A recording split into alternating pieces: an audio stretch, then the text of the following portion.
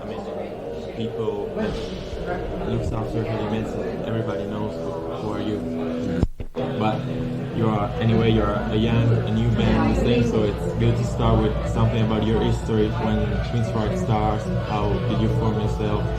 Things like that. So what you're asking, you want the brief history of what? Yeah, I like to talk about the beginnings of the band. Well, we've been together about 2.5 years.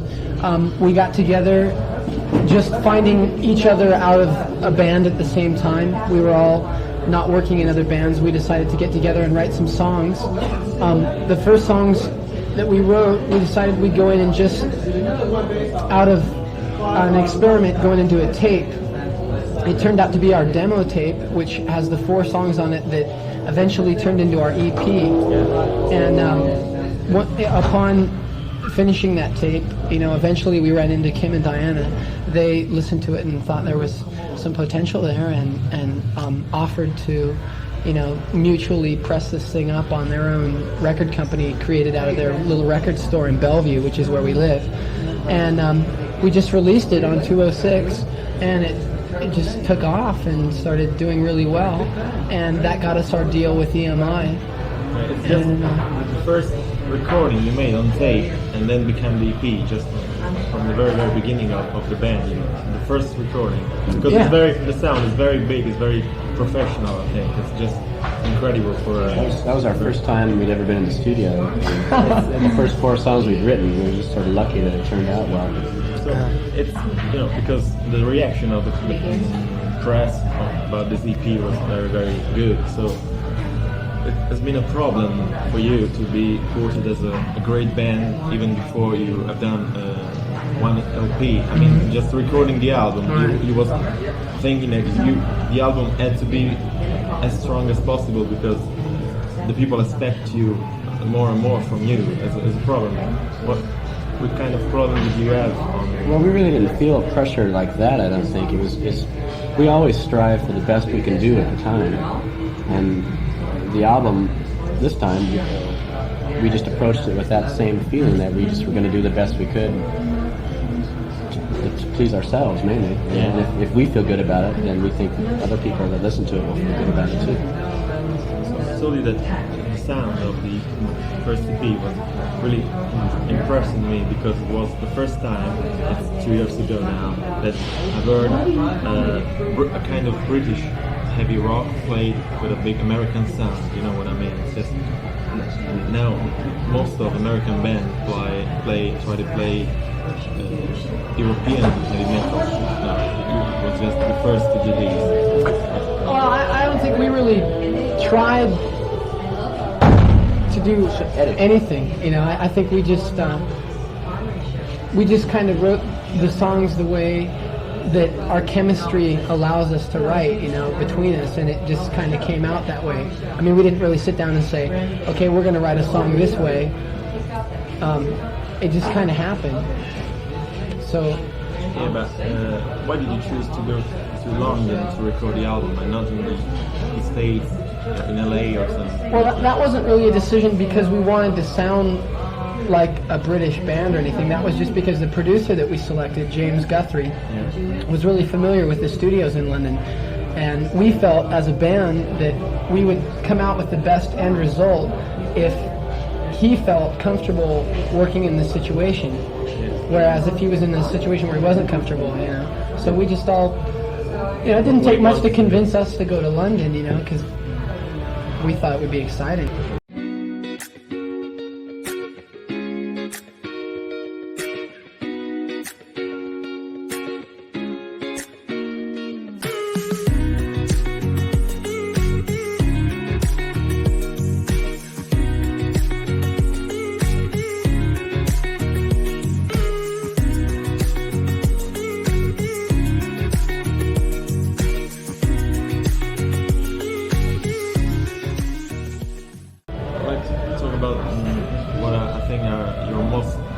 Personal numbers, I think true masterpieces like M156 and Road to Madness, the closing numbers of both sides of the album. So because the album didn't came out with printed lyrics, so I'd like to know if this song was wanted to mean something or just They words. didn't come out with printed lyrics No, here. No, he's saying the first EP didn't come out. no, it's in the album. There's no lyrics in it. No, I think in Italy no. Oh, jeez, it should be. It's a shame. There's lyrics in every other pressing. Yeah. Japanese, We'll check American, on that, 'cause British. there should be a lyric sheet. So what about the lyrics of this song? Well, we felt the first EP we didn't put lyrics in because we really didn't have time to get everything together. It was a real rushed type thing to put the record out. And this time we had more time, and we really wanted to print lyrics to show people what the songs were, so they would be interpreted correctly. You know, because a lot of times if you don't have the words in front of you, you tend to make up your own meaning of what the song is about. And we wanted people to definitely know what we were talking about.